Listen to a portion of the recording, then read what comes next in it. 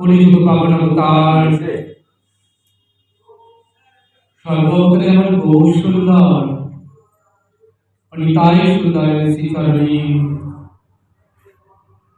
সশব্দ অনন্ত কোটি প্রণাম নিবেদন করে আজকের এই আনন্দ তীর্থে আমরা সমবেত হয়েছি গৌর গোবিন্দ কথা রসসুধা আস্বাদন করব বাসনা নিয়ে।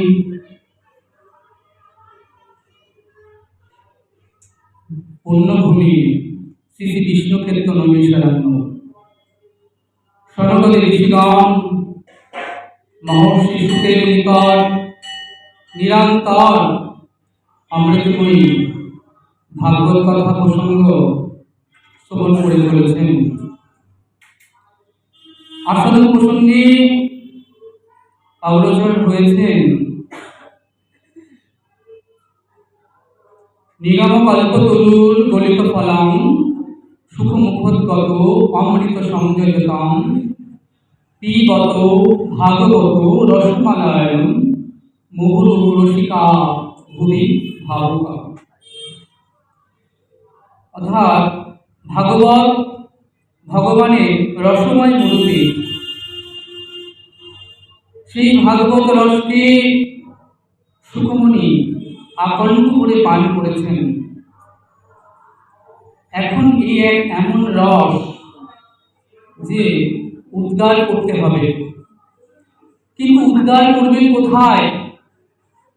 জাগতিক জগতের খাদ্য খেয়ে যত্র তত্র উদ্গার করে দেওয়া চলে, কিন্তু এই যে চিন্ময় জগতের অপ্রাকৃত দিব্য রস, যদি বলি দিব্য চিন্ময় রস, তবে এই রস যত্রতত্র উদ্গার করে দেওয়া চলে না। যদি বলি রস, তাই যোগ্য পাত্র। যদি বলি বীজ, সুখমণি যে বীজ লাভ করেছেন, তাহলে চাই যোগ্য ক্ষেত্র। তাই সুখমণি চলেছেন যোগ্য পাত্রের সন্ধানে। যে যোগ্য পাত্র পেলে তিনি সেই বীজ বপন করে দেবেন। আমরা আস্বাদন প্রসঙ্গে অগ্রসর হব শ্রীমদ্ ভাগবতের মূল আলোচনা প্রসঙ্গে। বলছেন শিল সুখমণি তিনি সর্বপ্রথমে শ্রী ভগবানকে বন্দনা করলেন। কোন ভগবান? যার কখনো জন্মই হয়নি, যিনি জন্ম মৃত্যু রহিত, যিনি অজনিত্য শাশ্বত, সেই ভগবানকে প্রথমে বন্দনা করলেন। তারপরে বন্দনা করছেন কৃষ্ণ দ্বৈপায়ন ব্যাসদেবকে। তারপরে বন্দনা করলেন দেবী সরস্বতীকে। নারায়ণং নমস্কৃত্যং নরং চৈব নরোত্তমং দেবী সরস্বতী ব্যাসং ততো জয়া মুদীরয়ে। ইনি কৃষ্ণ দ্বৈপায়ন ব্যাস, যিনি শ্রীমদ্ ভাগবত রচনা করেছেন। তো সর্বপ্রথমে ব্যাসদেব ভগবানের 24টি অবতার, সেই 24টি অবতার নিয়ে তিনি আস্বাদন করালেন। সেই 24টি অবতার কি না? ব্রহ্মার 4টি পুত্র, সর্বপ্রথম সনক, সনন্দ, সনাতন আর সনত কুমার। এরা দেখতে ছোট ছোট, এরা সর্বপ্রথম। তারপর দ্বিতীয় অবতার হলো বরাহ, তৃতীয় নারদ, চতুর্থ ব্যাসদেব নরনারায়ণ, পঞ্চম কপিল, ষষ্ঠ দত্তাত্রেয়, সপ্তম হল যজ্ঞ, অষ্টম ঋষভ, নবম পিতু মহারাজ, দশম মৎস্য অবতার, 11 কুর্ম অবতার, 12 ধন্বন্তরী, 13 মোহিনী অবতার, 14 নৃসিংহ অবতার, 15 বামন অবতার, 16 পরশুরাম অবতার, 17 ব্যাস অবতার, 18 রাম অবতার, 19 বলরাম, আর 20 হলেন কৃষ্ণ অবতার, 21 হংস অবতার, আর 22 হয়গ্রীব অবতার, আর 23 কলিযুগ পাবন অবতার শ্রীমান মহাপ্রভু। আর সবার শেষে 24 তিনি বর্ণনা করলেন কলিযুগের শেষে যিনি আসবেন সেই কল্কি অবতারের কথা। এই হলো ভগবানের 24টি অবতার। সেই সকল অবতার প্রসঙ্গে শুকমণি আস্বাদন করালেন। তিনি জীবনে অনেক গ্রন্থ রচনা করেছেন, 17টি পুরাণ আদি। তিনি মহাভারত রচনা করলেন, অনেক অনেক গ্রন্থ রচনা করলেন, কিন্তু তার মনে শান্তি নেই, সুখ হচ্ছে না। তিনি মনে মনে ভাবছেন যে আমি 17টি পুরাণ আদি রচনা করলাম, মহাভারত আদি কত গ্রন্থ রচনা করলাম, কিন্তু আমার মনে সুখ কেন হচ্ছে না, আমি কেন এখনো দুঃখী হয়ে রয়েছি। নিশ্চয়ই এর পেছনে কোনো কারণ আছে। তো বেদব্যাস তিনি বদ্রিকা আশ্রমে বসে আছেন। তার যে আশ্রমটির নাম হচ্ছে সন্ন্বয় প্রয়াস। এই সন্ন্বয় প্রয়াস অর্থাৎ যার বাংলা করলে হয় ইন্দ্রিয় যেখানে গেলে শান্ত হয়। তো তিনি বদ্রিকা আশ্রমে যখন বসে আছেন, এমন সময় সেখানে দেবর্ষি নারদ এলেন। নারদ এসে বললেন ব্যাসকে যে পুত্র, তুমি এত দুঃখী কেন? আজ তোমার বদন এত মলিন কেন লাগছে? কি তোমার কষ্ট? তখন ব্যাসদেব বললেন যে প্রভু, আমি তো জগতে অনেক কিছু রচনা করলাম, পুরাণ আদি, কিন্তু কিছুতে আমার মনে কেন সুখ হচ্ছে না? তখন দেবশ্রী নারদ বললেন, তুমি রচনা করেছো অনেক কিছুই, কিন্তু তুমি ভগবান কৃষ্ণচন্দ্রের চরিত্র সম্পর্কে কি কিছু লিখেছো? এই সংসারে যদি তোমাকে আনন্দ পেতে হয়, তাহলে তোমাকে প্রেমানন্দ সম্পর্কে অবশ্যই রচনা করতে হবে। সেই কৃষ্ণচন্দ্র, সেই আনন্দ স্কন্দ, পরমানন্দ, সচ্চিদানন্দ, আনন্দ রসবন বিগ্রহ, যিনি অনাদির আদি গোবিন্দ সর্বকারণ কারণম।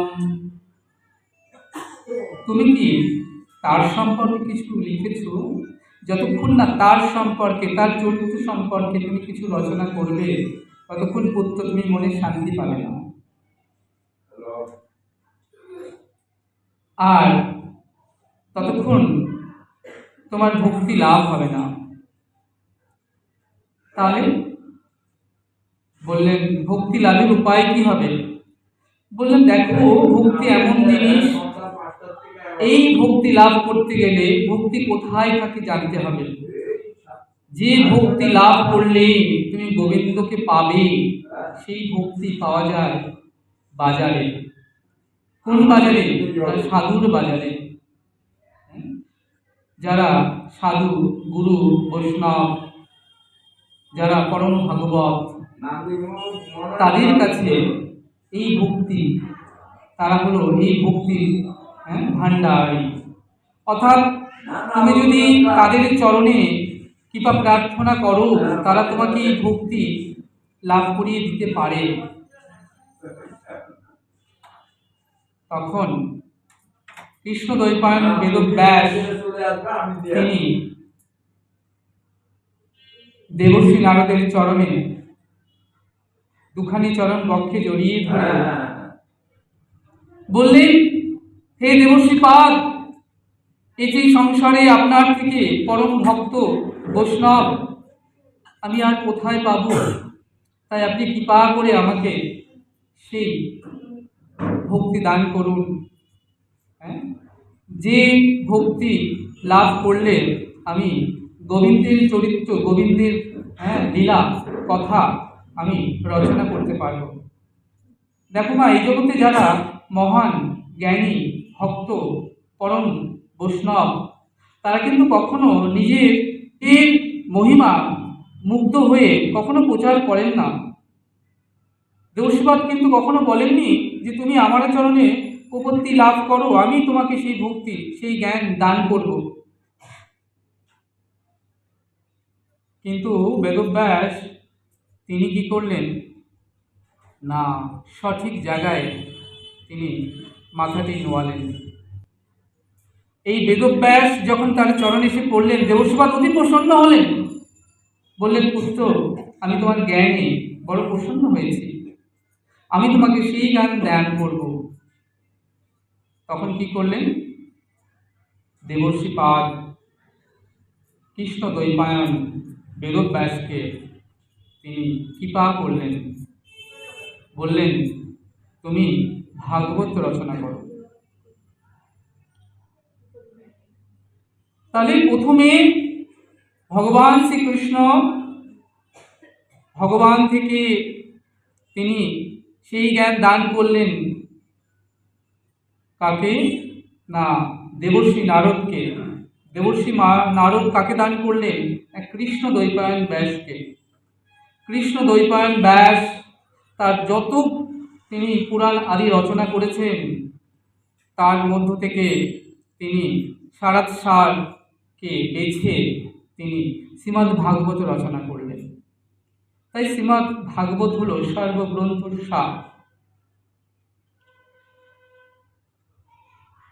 সেই ব্যাসদেব সেই ভাগবত দান করলেন কাকে না, তারই পুত্র সুখদেব গোস্বামীকে। যে ভাগবত শ্রবণ করতে বসেছেন মহারাজ পরীক্ষিত নৈমিষারণ্যে 60,000 সন্ত মুনি ঋষিগণের আসরে। সুখদেব গোস্বামী যখন চলে যাচ্ছেন, তিনি তার সেই জ্ঞান দান করলেন লোমহর্ষ মুনিকে।